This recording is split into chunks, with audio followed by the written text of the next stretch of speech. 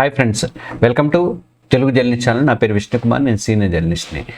రాహుల్ గాంధీ ఈవీఎంల గురించి మాట్లాడడం అనేది ఎన్నికల ఫలితాలు వచ్చినప్పుడు వాటి మీద డౌట్స్ లేవనెత్తడం కూడా మనకేమి కొత్త ఏం కాదు. కానీ ఈసారి కథలో మాత్రం పెద్ద ట్విస్ట్ ఉంది. ఆ విమర్శలు అనేవి ఇప్పుడు ప్రత్యర్థుల నుంచి కాదు, సొంత ఇండియా కూటమిలోని మిత్రపక్షాల నుంచి ఆయన మీద విమర్శలు అయితే వస్తున్నాయి. ఇప్పుడు దేశ రాజకీయాల్లో అవి పెను సంచలనం అయితే సృష్టిస్తున్నాయి. గెలిస్తే సంబరాలు, ఓడితే ఈవీఎంల మీద నిందలా అని చెప్పేసి ఈ డబుల్ స్టాండర్డ్ మీరు మానుకోండి అని చెప్పి ఒమర్ అబ్దుల్లా కానీ, ఇలా సుప్రియా సూలే కానీ ఇలాంటి నేతలు బహిరంగంగానే ప్రశ్నిస్తున్నారు రాహుల్ గాంధీ. ఇంతకీ ఈ సొంత మిత్రులే రాహుల్ వాదనను ఎందుకు వ్యతిరేకిస్తున్నారు? ఈ అంతర్గత విభేదాలు ఇండియా కూటమి భవిష్యత్తును ఎలా ప్రభావితం చేయబోతున్నాయి? ఈ ప్రశ్నకు సమాధానం ఈ వీడియోలోనే చూద్దాం. Please subscribe Telugu journalist channel and ఈ వీడియోని లైక్ చేయండి. 2024 సార్వత్రిక ఎన్నికల ఫలితాల తర్వాత, ముఖ్యంగా 2025 మధ్య నుంచి కూడా కాంగ్రెస్ అధినేత అయినటువంటి రాహుల్ గాంధీ ఓట్ చోరీ అనే నినాదాన్ని గట్టిగా జనంలోకి అయితే తీసుకెళ్తున్నారు. ఇది కేవలం ఒక రాజకీయ ఆరోపణలకే కాకుండా ఒక పూర్తి స్థాయి ఉద్యమంలాగా మారుతోంది. భారత ఎన్నికల సంఘం ఈసీఐ కానీ బీజేపీతో కుమ్మక్కయ్యి ఓటర్ల జాబితాలో భారీ ఎత్తున అవకతవకలకు పాల్పడుతుందని చెప్పేసి రాహుల్ గాంధీ ఆరోపణలు చేస్తున్నారు. లక్షల మంది ఓట్లను తొలగించడము, నకిలీ ఓట్లను చేర్చడము, చివరికి ఈవీఎంలను ట్యాంపర్ చేయడం ద్వారా ప్రజా తీర్పుని వీళ్ళు దొంగిలిస్తున్నారని చెప్పేసి ఆయన ఆరోపణలు చేస్తున్నారు. ఈ ఆరోపణలు నిరూపించేందుకు ఈ ఏడాదిలో రాహుల్ గాంధీ మీడియా సమావేశాలు కూడా పెట్టారు. పవర్ పాయింట్ ప్రజెంటేషన్లు ఇచ్చారు. తర్వాత కర్ణాటకలో ఉన్నటువంటి మహదేవ్పుర, బీహారు, హర్యానా లాంటి రాష్ట్రాల్లో ఓటర్ల జాబితాలో అవకతవకలను అన్నింటి కూడా ఆయన పవర్ పాయింట్ ప్రజెంటేషన్ ద్వారా ఉదాహరణలుగా చూపించారు. ఒకే ఇంటి నెంబర్ మీద డజన్ల కొద్ది ఓట్లు నమోదు కావడం కానీ, హర్యానా ఓటర్ జాబితాలో ఒక బ్రెజిలియన్ మోడల్ ఫోటో వేర్వేరు పేర్లతో 22 సార్లు కనబడటం ఇలాంటివన్నీ కూడా ఆయన ఉదంతాలు అయితే ఆయన బయటపెడుతున్నారు. ఈ ఓట్ల చోరీ అంతా ఒక సెంట్రల్ సాఫ్ట్వేర్ ద్వారా జరుగుతుందని చెప్పి, దీనికి సంబంధించి తన దగ్గర ఒక తిరుగులేని ఆధారాలు ఉన్నాయని చెప్పేసి కూడా రాహుల్ గాంధీ బల్లగుద్ది చెప్తున్నారు. ఎన్నికల సంఘం పారదర్శకంగా వ్యవహరించాలంటే ఓటర్ల జాబితాలను కేవలం పీడిఎఫ్ ఫార్మాట్లో కాకుండా అందరూ పరిశీలించేటువంటి మిషన్ రీడబుల్ ఫార్మాట్లో తీసుకురావాలి, అందుబాటులో ఉంచాలని చెప్పేసి రాహుల్ గాంధీ డిమాండ్ చేస్తున్నారు. ప్రధాన ఎన్నికల కమిషనర్ నియామక ప్యానెల్ నుంచి భారత ప్రధాన న్యాయమూర్తిని తొలగించే చట్టం తేవడమే ఎన్నికల సంఘాన్ని అప్పటి నుంచే బీజేపీ కబ్జా చేసిందని చెప్పేసి ఆయన పార్లమెంట్లో కూడా జవాబుతాడు. దీని మీద ఆయన చేసినటువంటి 11 ఆరోపణలకు నేను జవాబులు కూడా మన వీడియోలో ఇచ్చాను. ఆ వీడియో ఒకసారి నేను పైన పెడతాను, ఒకసారి చూడండి, మీరు కూడా చూడండి దానికి. సరే, అసలు ట్విస్ట్ ఏంటంటే రాహుల్కి ఇప్పుడు ఇలాంటి ఓట్ చోరీతో బాగా ముందుకు దూసుకెళ్ళిపోతున్నటువంటి రాహుల్కి మిత్రపక్షాల నుంచే ఎదురు దెబ్బ అనేది తగులుతోంది. రాహుల్ గాంధీ తన వాదనను ఇంత బలంగా వినిపిస్తున్న టైంలో ఆయనకు అండగా నిలవాల్సినటువంటి కూటమి భాగస్వాముల నుంచే ఊహించనటువంటి వ్యతిరేకత రాహుల్కి ఎదురవుతుంది. అసలు కదా ఇక్కడే మొదలైంది. ఇది కూటమిలోని తీవ్ర అభిప్రాయ భేదాలని మాత్రం బయటపెడుతోంది. జమ్మూ కాశ్మీర్ సీఎం అయినటువంటి నేషనల్ కాన్ఫరెన్స్ అధినేత ఒమర్ అబ్దుల్లా చేసినటువంటి కామెంట్స్ రాజకీయంగా ప్రకంపనలు అయితే సృష్టిస్తున్నాయి. ये इंडिया अलायंस को इससे कोई लेना देना नहीं है. हर पॉलिटिकल पार्टी को खुली छूट है कि वो अपने हिसाब से अपने पॉलिटिकल एजेंडा को सेट करें.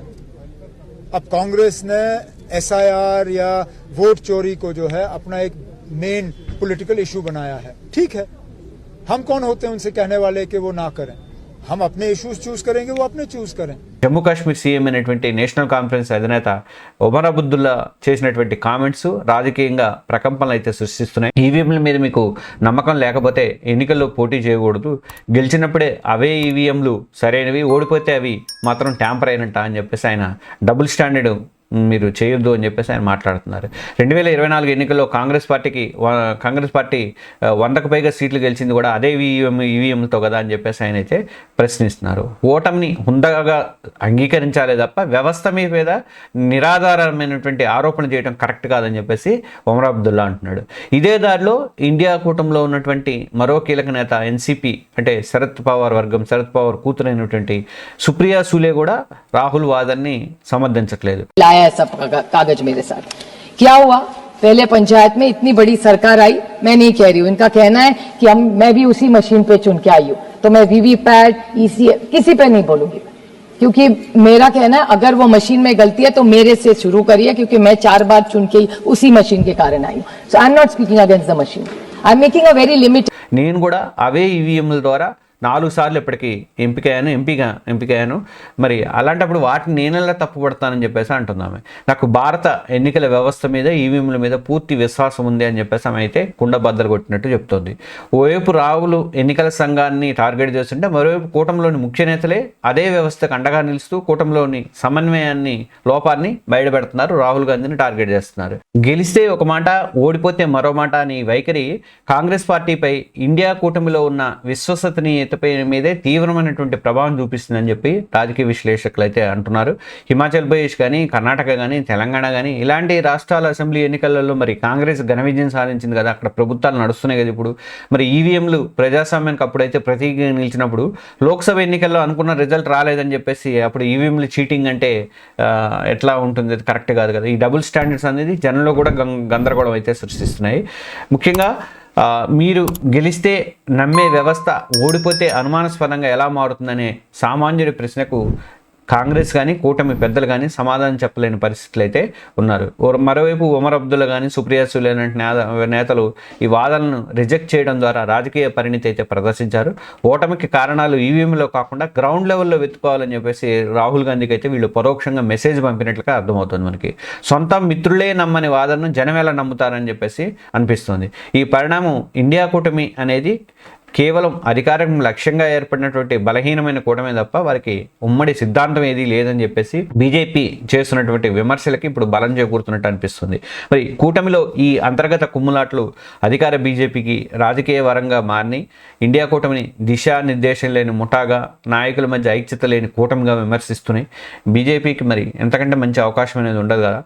రాహుల్ గాంధీ ఈవీఎం మీద ఆరోపణలు చేసిన ప్రతిసారి కూడా బీజేపీ నేతలు ఈ ఉమర్ అబ్దుల్లా కానీ, సుప్రియా సూలే చేసినటువంటి కామెంట్స్ని కానీ వాళ్ళు గుర్తు చేస్తున్నారు.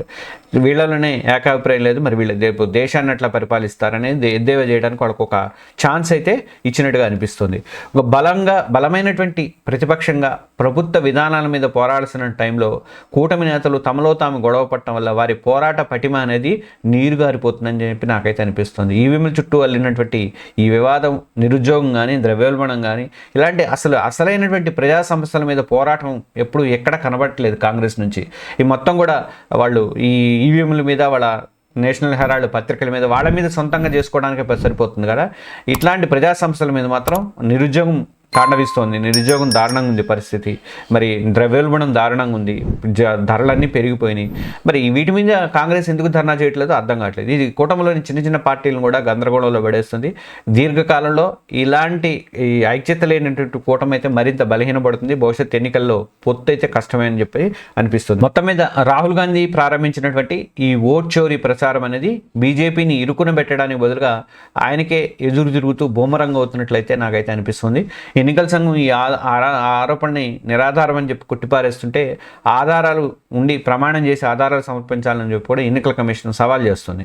మరి కొందరు మాజీ న్యాయమూర్తులు కానీ, బ్యూరోక్రాట్లు కానీ ఇట్లాంటి ఒక 272 మంది దాకా ప్రముఖులు కూడా రాహుల్ వైఖరిని తప్పుపడుతూ ఈసీని సమర్థిస్తూ ఒక లెటర్ కూడా పెట్టారు, బహిరంగ లెటర్ కూడా ఇచ్చారు. అన్నిటికంటే ముఖ్యంగా సొంత మిత్రపక్షాల నుంచే ఆయన వాదనలో ఉన్నటువంటి డొల్లతనాన్ని ప్రశ్నిస్తున్నాయి. కాబట్టి ఈ పరిణామాలన్నీ కూడా ఒకే ఒక విషయాన్ని మనకి స్పష్టం చేస్తున్నాయి. ఓటమికి కారణాలను తమలో తాము వెతుక్కోకుండా పదే ఈవీఎంలని నెపం నెట్టేసి ఓట్ చోరీ అంటూ చేయడం అనేది బలహీనమైనటువంటి వాదనగా అయితే అనిపిస్తుంది. ఇది కాంగ్రెస్ యొక్క విశ్వసనీయతను దెబ్బతీయడమే కాకుండా కష్టపడి నిర్మించుకున్నటువంటి ఇండియా కూటమి ఐక్యతను కూడా దెబ్బతీసే ప్రమాదం అయితే ఉంది. ఇప్పుడు అసలు ప్రశ్న ఏంటంటే, ఈ అంతర్గత వైరుధ్యాల మధ్య ఇండియా కూటమి ఒక బలమైన ప్రతిపక్షంగా ఎలా నిలదొక్కుంటుందని మాత్రం అనుమానమే. ఈ విశ్లేషణ మీద మీ అభిప్రాయం ఏంటి? గెలిచినప్పుడు ఒకలాగా, ఓడిపోయినప్పుడు మరోలాగా మాట్లాడడానికి మీరు సమ్మతిస్తారా? అలాగే రాహుల్ గాంధీ ఆరోపణలో నిజముందని చెప్పి మీరు భావిస్తున్నారా, లేక మిత్రపక్షాల వాదనే సరైందని చెప్పేసి అంటాను? మీ ఆలోచన కామెంట్స్తో పట్టుకోండి. ఇలాంటి మరిన్ని పొలిటికల్ అనాలిసిస్ వీడియోల కోసం అని చెప్పేసి మన తెలుగు జర్నలిస్ట్ ఛానల్ని సబ్స్క్రైబ్ చేసుకోండి. అలాగే ఈ బెల్ ఐకాన్ ప్రెస్ చేస్తే మీకు వస్తాయి. ఈ వీడియోని అందరికీ కూడా షేర్ చేయండి. Thank you.